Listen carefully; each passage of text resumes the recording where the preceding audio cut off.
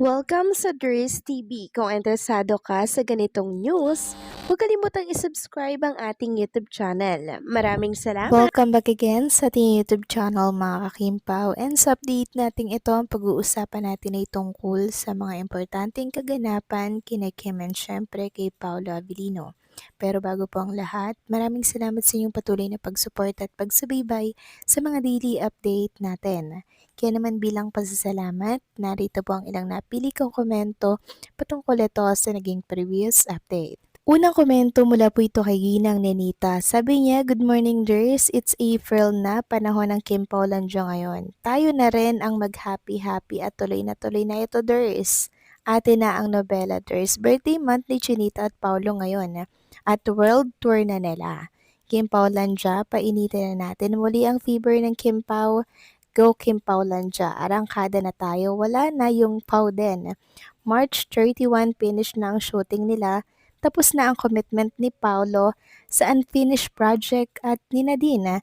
May another project na din kay Alden. Announced sa GMA, and so atin na ulit ang bola ngayon hanggang dulo na to Ders. Tama po kayo dyan, Ginang Nenita, sa atin na muli ang Kim Pao dahil yung project naman po nila ang aasikasuhin nilang dalawa pakatapos po ng world tour, and thankful tayo dahil yung project, yung unfinished project ni Paulo with Nadine Lustre, finally tapos na rin mga kakimpaw. So isang buwan din po mga kakimpaw yung ginugol ni Paulo para po dito no sa taping sa Paris, France. And ngayon, yung project naman nila ni Chinita Princess ang asikasuhin ni Paolo Avellino pakabalik po dito sa Pilipinas. So siguro after Holy Week, balik Pilipinas na rin si Kim and si Paulo. So maraming salamat sa komento, Ginang Nenita. God bless po sa inyo and mabuhay kayo. Next comment mula naman po kay Ginang Remy Ramos. Sabi niya, yan ang dapat gawin natin, mag-relax at trust that their love will sustain their journey. Let's forget any doubt about Paulo. Pareho naman sila na loyal while Kim was loyal to only two exes. Paulo has waited for long till he got his chance with Kim. Now that they are together, let's trust their relationship and their love for each other. We should move forward and stop shipping them to other partners. If we fintas Paulo, we are giving ideas to bashers to copy and use ideas from Kimponatics. In the right time, they will make the announcement, but for now, let our support be firm. Patiently wait and let them be happy. Correct, Ginang Remy Ramos. Tama po kayo sa inyong mga binitawang salita. Dapat mag-relax and syempre magtiwala lang tayo kay Kim and Paolo Avellino dahil kilala natin si Kim, si Paolo na very loyal sa mga naging partner nila. And sa mga nagsiship naman kay Paolo sa ibang actress, mga kakimpaw, mga bashers po yan ni Kim and Paolo. Bashers na gustong ibagsak at buwagin ang tambalang Kim and Paulo. Tama po kayo. Right time, maamin din si Kim and Paulo. Pero sa ngayon, na nasa tugatog po sila ng kasikatan at ng kagandahan po ng career nila, malabo po yung mangyari. Pero at least hindi naman po sila secret, di ba? Hindi lang sila umaamin, pero hindi naman sekreto yung pagmamahala nilang dalawa kasi pinapakita nila to sa publiko.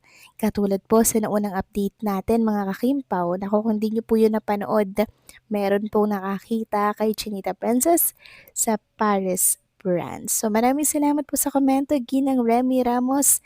God bless and mabuhay kayo. So ito na nga pag-usapan na natin mga kakimpaw, mga topic na nakalap natin sa hapong ito at unahin na nga nating pag-usapan ng tungkol nga dito sa pagkakakita lang naman kay Kim Chu sa Paris, France at isang fan po ang nakapagpa-picture sa kanya. So nailagay na natin yan sa previous update natin kani-kanina lamang, kaya kung di po kayo nakapanood nako, panoorin nyo na po yun. Sabi nga po dito ni Jingle Bells, malapit na talaga violet yung top 10 na bashers ng Kim Pao kasi nga sumunod si Kimi sa pranks. Sumunod kasi nga Diyosawa yun. So sa mga hindi pa po nakakita ng picture ni Chinita Princess na inilagay ko sa first update natin, eto po mga ka-Kim Pao. Hindi po yan edited. Napakalinaw na original yung picture na nakalagay sa inyong mga screen. Kung inyo mapapansin, medyo malabo pa nga po yung camera ng isang fan na nag-picture kay Chinita Princess dito po sa Paris, France. At alam niyo po ang nakakatuwa dito, fan pala ni Nadine Lustre yung naglabas po ng picture at nagpicture mismo kay Kim Chu.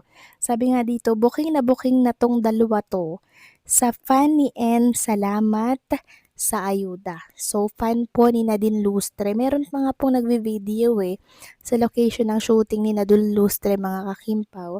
And thankful tayo sa isang fan na to ni Nadine dahil talagang inilabas niya sa mundo ng social media itong picture ni Kim Chu kuha po sa Paris, France. At ang nakakatuwa pa dito, sinamahan daw po ni Kim Chu si Paolo sa pag-shooting dyan sa Paris. Sabi nga dito mga kakimpaw, ginulat na naman tayo. Last day shooting sa pelikula ni Paolo at Nadine. Present pala si Kimi. Inaasahan na kasama siya. Ang dami pang nagalit kay Diyosawa, hindi niya kinalimutan at iniwan si Mrs. How sweet ganitong lalaki. Mas lalo tayong pinahanga ng couple na to. So, eto nga mga kakimpaw, sinama daw po si Chinita Princess sa shooting ni Paolo Avellino dito po sa mga eksena nila ni Nadine Lustre sa Paris, France. So, nakaka-happy lang dahil habang nag-shoot si Paolo, nanonood naman si Chinita Princess. Kaya pala nakapagpa-picture yung isang fan po ni Nadine Lustre kay Kim kasi nandun si Chinita Princess sa location ng shooting ni Paolo. It means supportado ni Kim Chu mga kakimpaw. Ito pong movie or series ni Paolo and Nadine Lustre. Kaya sana po mga kakimpaw ha, sa mga Kimpaw fans dyan, wag na po tayong magtampo, 'di ba? Kung nagkaroon siya ng project with Nadine Lustre kasi matagal na po ito. Kaya sana sumuporta yung gusto pong sumuporta, sa mga hindi naman, okay lang naman. At least si Kim Chu, suportado po kay Paolo na project. Talaga nagsusuportahan sila mga kakimpaw, no? Naghihilahan sila paitaas, hindi po pababa. Full support talaga sila kahit na magkaiba yung project na ginagawa nila. Kaya sa mga bashers dyan, hayaan natin silang mag-violet dahil naglapag na po ng picture ang fan mismo ni Nadine Lustre. Ibig sabihin, confirm na andun nga po si Kim Chu sa Paris, France. So, ayan mga kakimpaw ha, legit po yan. Hindi po yan edited picture, hindi po yan gawa-gawa lamang. Ito po ang laman ng social media ngayon. So, isipin nyo, pupunta ba dyan si Kim Chu kung walang Paolo at Kim?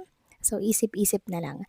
So, paano mga kakimpaw, hanggang dito na lamang po ang update natin at maraming salamat po sa patuloy na pagsuporta.